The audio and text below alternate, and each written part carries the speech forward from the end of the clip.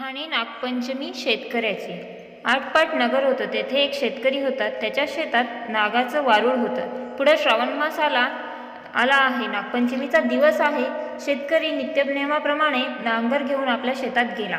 नांगरता नांगरता काय झालं, वारुळात जी नागाची नागफुलं होती त्यांना नांगराचा फाळ लागला। लवकरच ती मेली। काही वेळानं नागिन आली आणि आपलं वारूळ पाहू लागली। तिला ते वारूळ दिसेना आणि ती पिल्लंही नाहीत। इकडे तिकडे पाहू लागली तेव्हा नांगर रक्तानं भरलेला दिसला।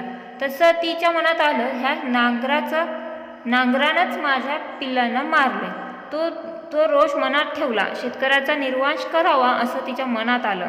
फोफावत ती शेतकऱ्याच्या घरी गेली। मुलाबाळांना, लेकीसुनांना, शेतकऱ्याला आणि त्याच्या बायकोला दंश केला।